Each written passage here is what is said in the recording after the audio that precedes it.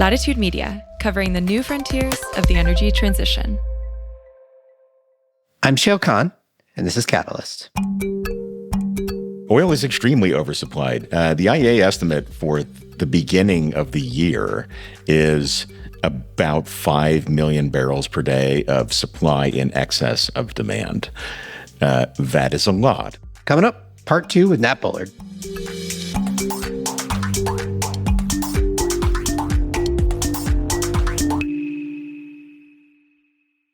What if utilities could meet surging electricity demand with energy assets already in homes and businesses?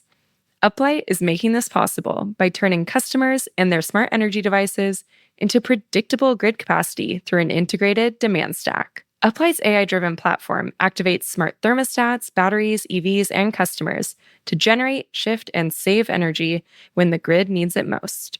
Learn how Uplight is helping utilities unlock flexible load at scale, reduce costs, and accelerate decarbonization at uplight.com. Catalyst is brought to you by Antenna Group, the communications and marketing partner for mission-driven organizations developing and adopting climate, energy, and infrastructure solutions. Their team of experts helps businesses like yours identify, refine, and amplify your authentic climate story. With over 3 decades of experience as a growth partner to the most consequential brands in the industry, their team is ready to make an impact on day one. Get started today at antennagroup.com. I'm Shayle Khan. I lead the early stage venture strategy at Energy Impact Partners. Welcome. All right, it's part 2. If you don't know what I'm talking about, go back and listen to last week's episode. This is part 2 of my conversation with Nat Bullard, running through all sorts of interesting data on the state of energy and decarbonization in the world. Here we go. All right, let's get off the data center thing for a minute. Or actually, maybe it's impossible to get off the data center thing entirely. Let's move a step away so that it's a second order effect. I want to go to slide 54, which is a good narrative violation, I think, and a reminder that sentiment in different markets behaves differently and is not always what you'd expect. This is looking at public market performance of clean energy stocks, which have done well. I mean, as we know, as long-term listeners know, and many of them have the battle scars to prove, clean energy equities can be volatile, and they can have great years. They can go on a tilt for 3 or 4 years. They can then correct massively, but then they can start coming back up again. All of these things, of course, depend kind of on your interval. They depend on like what time period you're looking at it. But this specifically is fenced off to the calendar year 2025.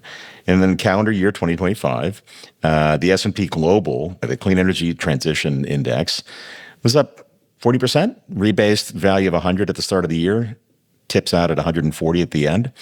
So more than the S&P and the Nasdaq 100, which are both up about 20% over that same period of time. Nothing to sneeze at, of course. Like both of those indices being up 20% is, pretty good. But it's just to show that, like, A, there's activity still ongoing in these markets, regardless of what specifically you might hear in political rhetoric, and B, that there's a global nature to this. Like, there are companies all over the world that build stuff, and they're public, and their performance gets tracked in the form of an index that went up more than the other things went up last year. Yeah, and like also all this other stuff we've been talking about is generally positive for a lot. I mean, this is an index, so there are companies that do well, companies do poorly, but broadly speaking, like the broad trends in the market are very supportive of clean energy at the moment. That's right, and like for those who don't just listen to the dulcet tones of me and Shayle here talking, but go back and see the deck. It's essentially full of the same sort of stuff. I mean, like regardless of rhetoric, here's the actual play out in data, and you can see it in all different kinds of ways. Like it's not as grim as people would have you believe. It's also not as rah as as some other people would have you believe either. Okay, so other side of the coin, though, of course, the public market performance has been good. Let's admit it has gotten a little rougher in startup land. So let's go to slide 62, where you have data on the share of U.S. startup investment that went into energy startups over the years, and it's a very distinct curve that I think people would generally predict. Do you remember one of my sub-themes last year, because I always have like 3 sub-themes in the deck. One of them was it's a 2021 thing. And everybody complained to me that like it was unfair or a snide use of like my look into the data. Well, the reason I said that is that there's a whole bunch of things that hit their peaks in 2021 or 2022 and have yet to return to that. And first among them, though newly seen in the data here for this year, was investment in U.S. energy startups, which, this is Carta data, went just over $8 billion in 2022 and barely tipped past $2 billion in 2025 last year. And as a share of total startup investment, 2022, U.S. energy startups were about 7% of all U.S. startup investment, probably about 2.5% last year. So again, like these things go in waves. What I'm interested to see is where we start going from here, right? This was what I was going to bring up. Let's make a bet on this one. I think this is going to be a fun bet. Let's make a bet. Yeah. You give me a number. I'll do an over-under. Okay. My number, so it was 2 last year. I'm going to call it above 3 this year. $1 billion invested in U.S. energy startups. I go hard over. Okay. This is what I want to hear. Yeah. Tell me, Mr. Investor. Everything is energy, man. Everybody woke up to it, right? Like data centers are measured everything in is gigawatts. turbine. Yeah, everything is turbine. Turbine is energy. It's a transitive property. Everything is energy. There we go. No, like the whole just the elevation of energy and the importance of energy in all these conversations around sovereignty, around AI, around all this kind of stuff is more than ever. And I see this, the interest in energy startups that have anything to do to solve this kind of confusing and difficult set of problems. The interest is higher than ever and from a more diverse group of folks. So I think we're going to see, this is going to be a return to a boom. This is my prediction right now, where, we were at 2 billion last year, down from 8 billion in 2022. I don't know that we get back to 8, but will it triple this year? Maybe. I think so. One thing that's going to be really interesting is to see, and I say this in the most sincere way, what counts as an energy company in this context over time. This is going to be really fascinating to watch play out, and you will see it firsthand, right? I'm certainly not an energy company, right? But there will be plenty of companies that will be coming forth having discovered their energy application or pivoting towards it. And this is not a bad thing; it's probably a good thing. But you're going to see a lot of reinvention, I would imagine. Is Boom Supersonic an energy company, right? Precisely my question, right? Is anybody capable of providing motive now stationary power an energy company, right? Are yes, they? I think. Yeah, yes, I think too. But so we'll find a lot. What part of software counts as an energy company? All kinds of stuff will come back in, and that's a good thing. It's a very good thing. All right, let's get into. By the way, bet made. We'll come back to it in a year. Let's get into a bunch of other stuff. Let's talk about oil for a second. Slide 167. I'm jumping way further in the deck. I guess I had not fully appreciated this. Oil is super oversupplied. Yeah, right. I mean, oil is extremely oversupplied. The IEA estimate for the beginning of the year is about 5 million barrels per day of supply in excess of demand. That is a lot. That's also about 5% oversupply based on the current demand of around 100 and a little bit million barrels per day.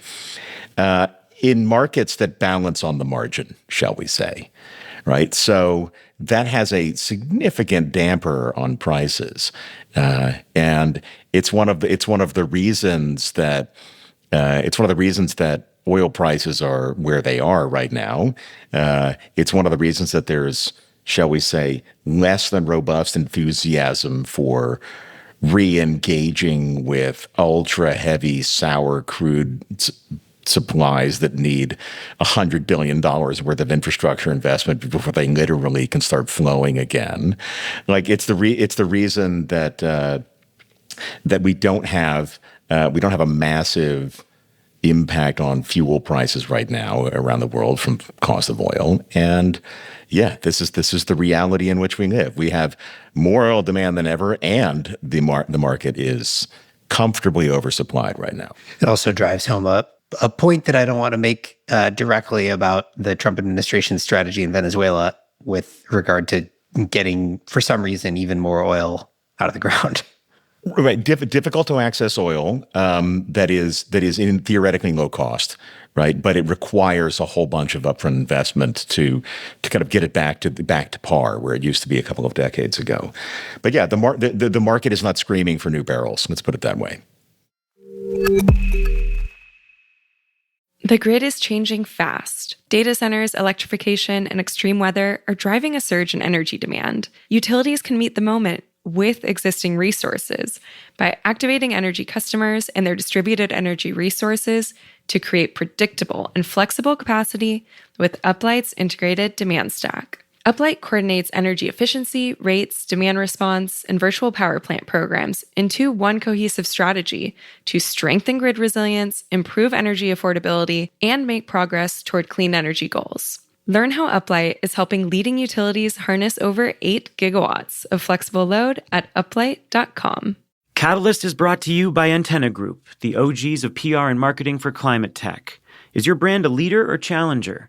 Are you looking to win the hearts and minds of customers, partners, or investors? Are you ramping up your new biz pipeline? Are you looking to influence policy conversations? Antenna works with leading brands across the energy, climate, and infrastructure space to do all of this and more. If you're a startup, investor, enterprise, or innovation ecosystem that's helping drive climate's age of adoption, Antenna Group is ready to power your impact. Visit antennagroup.com to learn more.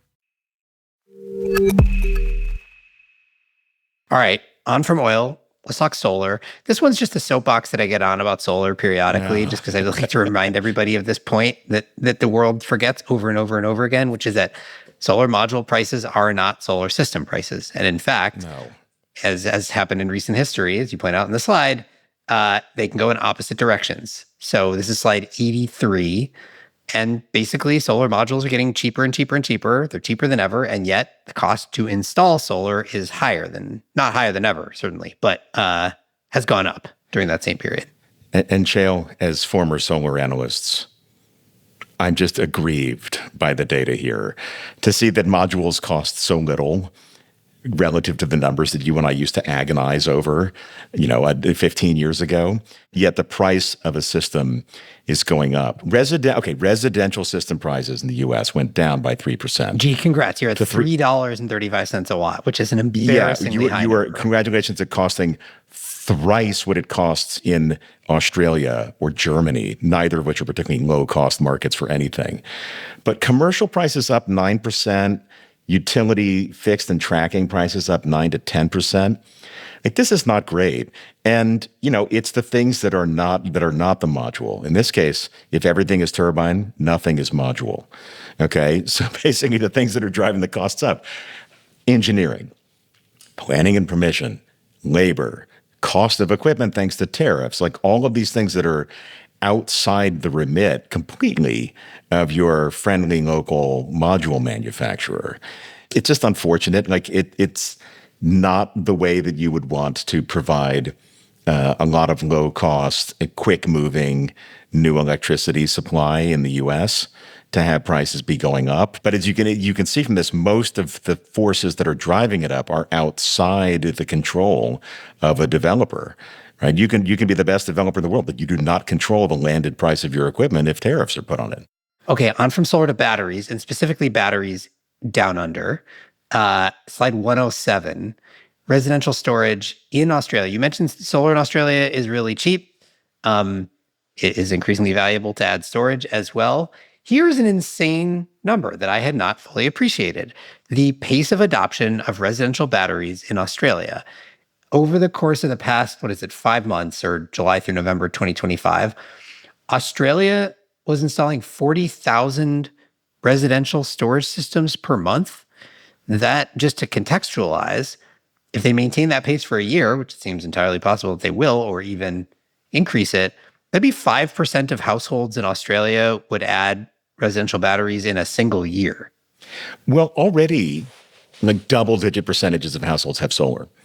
Right. And so these systems, and this thanks to a new government plan that opened up only in July, are basically integrating with people who already have solar.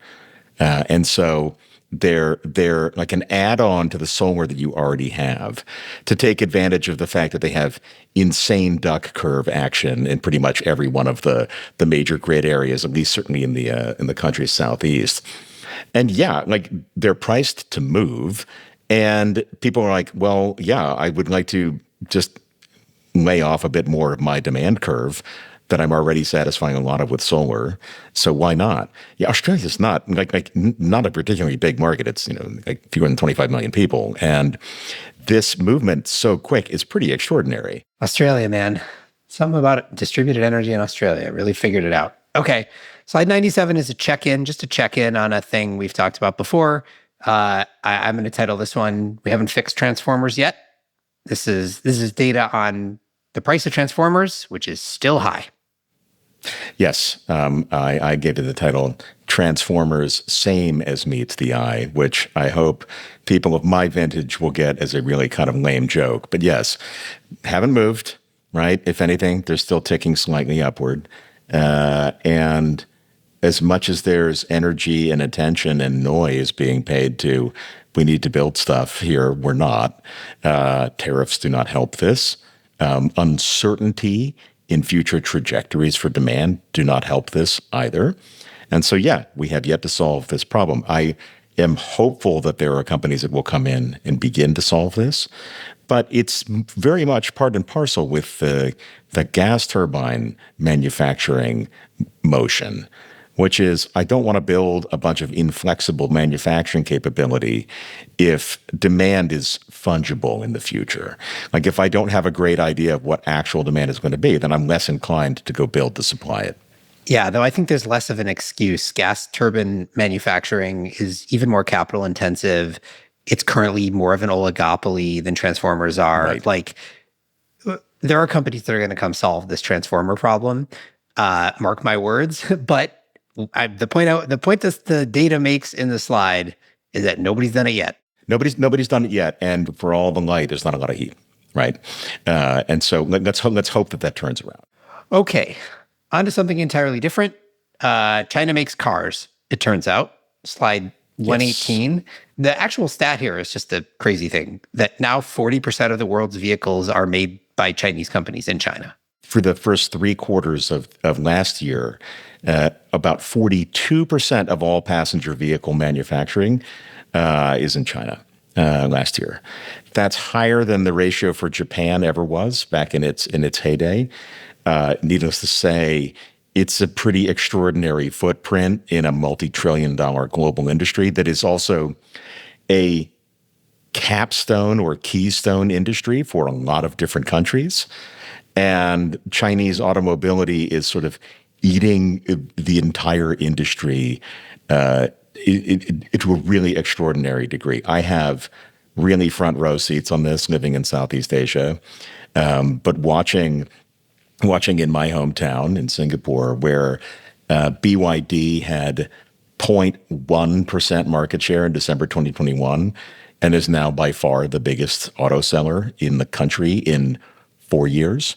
Watching EVs work their way through Southeast Asia, through South America, Chinese-made EVs, I should be very clear, is really a thing. And also remember that China exports millions of internal combustion engine vehicles as well. Like EVs are the ones that we think about in the US and Europe, because that's what you're likely to see. But there's plenty of low-cost and fairly high-quality internal combustion engine vehicles that are getting exported as well. So it's like I can talk about this stuff forever because I find this to be a very fascinating market with a lot of nth-order effects that I think people are struggling to deal with. And I'll leave you with only one in the interest of time, which is what's going to be the market as today's new car ASPs go up and up and up. What's going to be the market for those used cars in developing markets versus a brand new Chinese-made car? So very roughly speaking, what's the market for my $15,000 Corolla that might be acquired in Mexico or Brazil versus a $10,000 brand new Chinese-made car? And we haven't played this out very well yet at all. This is a good question. Okay, so then the next two slides that I want to talk about, slides 121, 122, are an addendum to this, which is China doesn't just make passenger vehicles. They make and they deploy or they buy mid and heavy duty electric vehicles. No surprise to anybody here that that is happening. I think the pace at which it is happening is not well appreciated, and especially because we're sitting here in the US and like the vehicle electrification thing is sort of, it's happening still, but it's a little out of vogue for various reasons. And particularly in mid and heavy duty, it feels like that timeline has been pushed out. Not so in China. That's right. Yeah. So China had 3,000 electric, medium, and heavy duty truck sales in the year 2020. It had 81,500 in the first half of last year. Like that's a lot. Remember that these markets are like electric medium duty trucks is a pretty big market. Heavy duty is a smaller market relative to cars, but that's an awful lot. That's a really quick ramp rate of like 75,000 cars in the half year versus the previous low in 2020. Like there's a lot of room to go here. And to your point, this narrative is a little off the boil for many different reasons here in the US and possibly in parts of Europe, but not so in China. A lot of it is thanks to the infrastructure to support the deployment of those kinds of trucks. Like that's definitely different than in the US or maybe in Europe, where you have all sorts of kind of cold start problems around infrastructure to be built to then go out and do the trucks. The infrastructure is less of an issue. And so it's going very, very rapidly. And we'll see. This is also part of your getting your final energy from electricity case that we started the conversation with. It's going after those things that are kind of within our hard to abate areas from years past. Yeah, I mean, fully a third of all new medium duty vehicles in China are electric now. Yeah, right. Like that's a lot. And if you think about this, only 10% of the heavy trucking is electric by sales now. But where's that going to land? If these things are anything like cars, electric car sales as a share in China is well north of 50% at this point. Are these going to go? Here's our question to ourselves: is this going to go faster, right, or is it going to top out lower or top out higher than those shares? There's a lot to play for and a lot to fight for. Okay. Very last slide. We're going to land the plane on a thing we've already talked about a bunch, but you put in two quotes. I like these quotes. I think they're reflective of the moment. Read me the quotes. Sure. So the first of them is from December of 2024. I'll go in chronological order. It's from a Virginia-focused energy economist intervening in a discussion about integrating very large data center loads, not quite in the historic data center alley, but just outside of it. And this energy economist says, sitting here right now, I think our forecast of data center load for, say, 2032 is probably off by a factor of 2. I just don't know which way, 2 times too high or 2 times too low. And the corollary to that is from the head of Instagram in February of last year, who said, we may need drastically more or drastically less capacity than we thought to build frontier models. And I like them both because I think these are both people who know quite a bit about what they're talking about and are neither being snarky nor immodest or having false modesty, for that matter, in terms of their view of the future. They just happen to see like a great deal of potential uncertainty, like not quite order of magnitude, but definitely scalar here, 1x, 2x, whatever, uncertainty in terms of what might actually happen, and for good reason. Yep. So we'll close it out with the slide title you used repeatedly, which applies to this equally well. Nobody knows anything. Nobody knows anything. But there's a lot we should be trying to learn every day. There's a lot we can do to get smart. There's a lot of good information out there. And as ever, I have a lot of fun playing around with it and trying to do my best to capture a small slice of it that might be useful. So, well, it makes for great pods. So thank you as always, Nat. Hey, it's my pleasure. To be honest, I can't think of doing a launch for this any other way, right? It is the only way I like to do this launch. So thanks again for having me. Nat Bullard is a longtime climate tech analyst and writer. He's also the co-founder of Halcyon, which is an AI-assisted research and information platform. This whole conversation was based on a 200-slide deck that is chock full of other interesting information. You should go read the whole thing. It's at nathanielbullard.com. This show is a production of Latitude Media. You can head over to latitudemedia.com for links to today's topics. Latitude is supported by Prelude Ventures. This episode was produced by Max Savage Levinson. Mixing and theme song by Sean Marquand. Stephen Lacey is our executive editor. I'm Shayle Khan, and this is Catalyst.